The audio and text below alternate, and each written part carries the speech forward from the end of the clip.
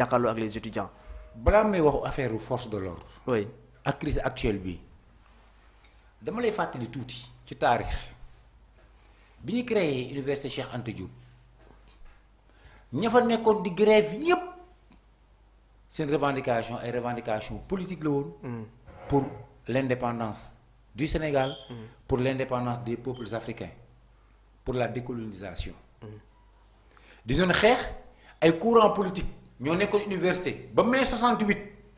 xeexuñu woon ay fay leen ñu bourse ndekki bi baaxul añ bi baaxul reer bi baaxul c'était des combats yoo xam ne di daan yëngal université ñu naan gars yi ñu ngi xeex université c'était des combats politiques des positions politiques contre un régime en place c'était le régime de Senghor donc trotskistes yi ñoo fa nekkoon les communistes les libéraux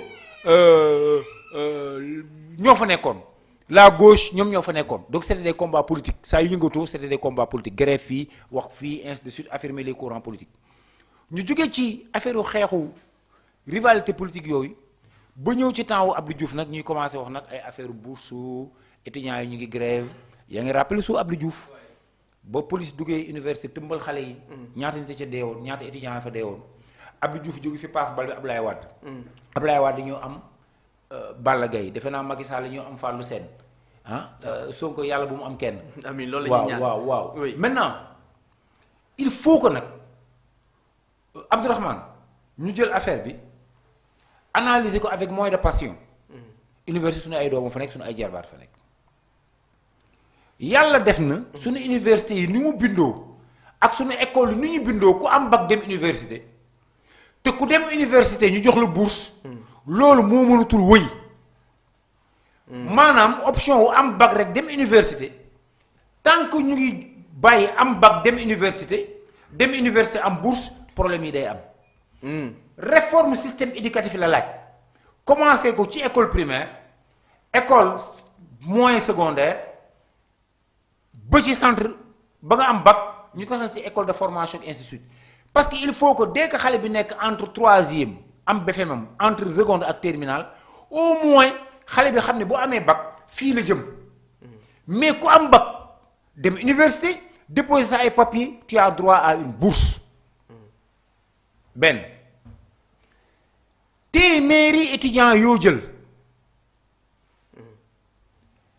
juróom-ñeent fukk yi ci biir région yi la ñu jóge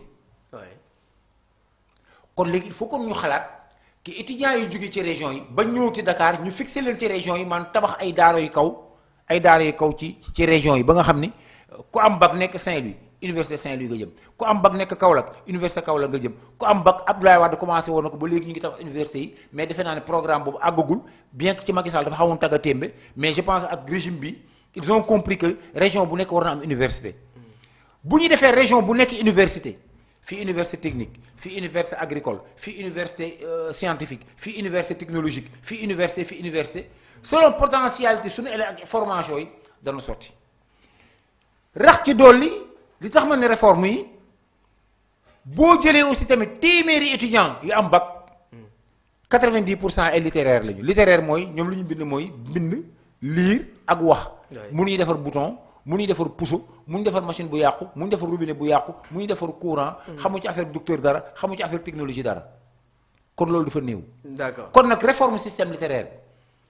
beneen bi mooy am bac am bourse déedéet dañu naan képp ku am bac mention très bien sa bourse nii lay toll. da ngay am droit bourse képp ku am bac mention A bien lii ngay am képp ku am bac mention bien lii ngay am képp ku am bac premier tour ak mention passable lii ngay am mais ñi am bac ñépp au second tour du ñu leen yóbbu université mais ci unité de formation leen di yóbbu wala ki pôles régionaux yi de formation. D'accord. maanaam dafa laaj ay jàngat ci biir maintenant il faut que université ak étudiants yi nag. ñun ñëpp jaar nañu université. Abdourahmane ndekki université nit ñi dañuy dégg ndekki université rek ndekki université pain au lait la pain fromage meew bu saf ba pare ñu jox la fruit. mais c'est lekk quand même demeewul noonu. non déglul non attends ak lu mu mënti demee léeg nga dugg ci tànganaa bi mbëkk tànganaa lekk fa lekk boo xam ne dañ ciy def ci cube magie ba mu saf. rek nga avancé mais lekk waaw xaaral rek non attends lekk non attends même si rare à décider. au moins ñu ngi ndekki loo xam ni étudiant bi ndekki wu ko kër nañu wax ne dëgg fii dans la plupart de nos maisons. mais comme étudiant mais étudiant bu jógee këram aussi. mais jógee village am ñëw ICAT bu jàng aussi ko tamit war a nekk dans très bonne condition. non attends maa ngi ñëw. oui. étudiant bi jógee village ñëw université dafa war a nekk dans très bonne condition. oui comme aussi tam les élèves yi nekk ci lycée dañu war a nekk dans très bonne condition maa ngi ñëw dama boo xam ne la il faut que étudiants yi itam bàyyi benn xel affaire maanaam bu ñuy waxante gis nga université buñ ci defee par parloo rek du dem. du ñu faral nguur gi du ñu faral étudiants yi il faut que ñu teg affaire bi teg ko maanaam dama ni. li état bi gàddu université laa wax munul wëy xam nga tax munul wëy. oui.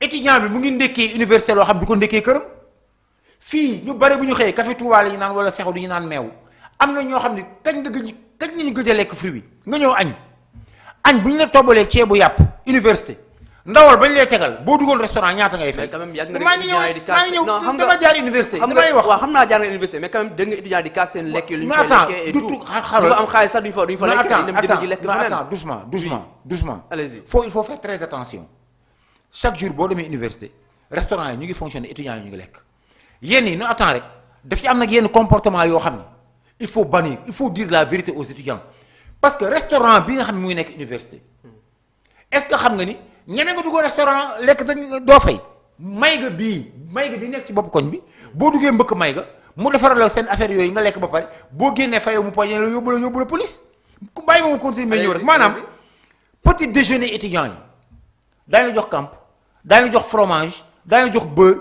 café au lait ba pare ñu jox la fruit nga ñëw añ presque lu ëpp genn wàllu libre yàpp dana am ci sa plateau yàpp bu ngoonee jox la couscous ginaar wala couscous institut wala ñu toggale leneen boo xoolee li étudiant bi di lekk ndékki añ reer boo demoon di ko jënd restaurant di nga dépenser 10 000 francs kilo yàpp 4 000 lay jar genn wàllu libre yàpp 1000 francs lay jar diwlin bu baax bi institut donc ñaata ngay fay 240 léegi boo jëlee 10 000 moins 240 loolu lépp état bi koy subventionné maanaam état bi moo koy fay moo koy gàddu ba pare bu weer dee état jox la bourse kon maanaam il faut que ñu woow les présidents des amicales. ne leen da nga jàpp ne loolu c'est trop. non l'étudiant mérite tout. Ouais. mais système de subvention rek rien que subvention bi nga xam ne état bi mu leen koy fayal pour compléter leen seen ndékki seen añ seen reer yaa ma gën a xam Abdourahmane que 240 deful sax café au lait bu baax waaye 240 diñ ci ndékki bu toj añ ci añ bu toj reer ci reer bu toj ci 240 différence bi état bi moo koy supporter état bi li muy supporter pour 100 000 étudiants ba pare bu weer dee mu bëgg la fay bourse day metti ci état moo tax ma ne université dafa war a laaj réforme bi cela ne veut pas dire que étudiants yi dootuñu ndékki dootuñu añ dootuñu reer maanaam ni mu war a mën a gën a oyofee ci état bi mooy képp koo xam ni am nga sa carte étudiant tu as droit à la restauration à l'université da ngay restauré bi bu weer dee ñu tiire ko sa bourse xam nga dootu nekk ay système de ticket on dañ koy banaliser d'accord on digitalise les restaurants ku am sa carte wala ñëw teg sa kii nga jël nga añ nga dem sa yoon beneen bi mooy étudiants yi bu ñu meree mais quand même oui. ma ñëw bu ñu meree dugg ci restaurant bi yàq restaurant bi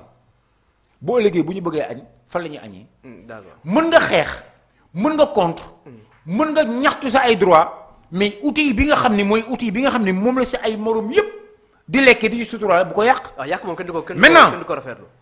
policiers yi dugub bi ñu dugub biir université. mais avant loolu sax est-ce que aussi état bi tamit toogul di seetaan actuellement parce que tamit li xew nii état war na réagir sinon. maa ngi ñëw l'irréparable mën na. non maa ngi ñëw ci directeur cour ak ministre de l'enseignement supérieur. temps bi des bëreetul. waaw. oui violence bi am université.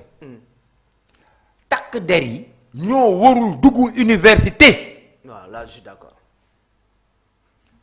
takk der yi bu ñu taxawoon ci mbedd bi étudiants yi du ñu génn ci biir front la ñuy dem rek di sànnante ak ñoom xeer ci buntu beeg yooyu ñu cantonné leen le recteur de l'université Cheikh Anta Diop doit démissionner on doit le démettre il a failli à sa mission. Le directeur du COUD nee na moom je suis venu j'ai trouvé un COUD à problème waaw bu ci yokk problème mu yokk ci problème. Le ministre de l'enseignement supérieur a montré ses limites et son incompétence. Donc, on doit limoger le ministre de l'enseignement supérieur, on doit limoger le directeur du COUD, on doit limoger le recteur de l'université. Parce que ils n'ont pas des talents de manager pour gérer l'université, ils ont échoué. Et quand on te confie une entreprise, tu échoues, il faut avoir la hauteur pour démissionner. Si tu ne démissionnes pas, on te démet.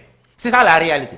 Et que, président Mounideg, premier ministre les forces de l'ordre n'ont pas leur place à l'université. Parce que, tu es dans l'université. ñu ngi jàmbaarloo xale yi gaañ nañ lan la saafara. yaa dara donc ñu doog saafarul dara. c'est-à-dire que dugub bi tax dari dugg université du dóor booy di leen toroxal di leen mettital lan la réglé. dara bu subaa tam booy delluwaat au front ginnaaw suñu dellu au front na tax dari génn université ba pare Ousmane Sonko na limogé le ministre de l'enseignement supérieur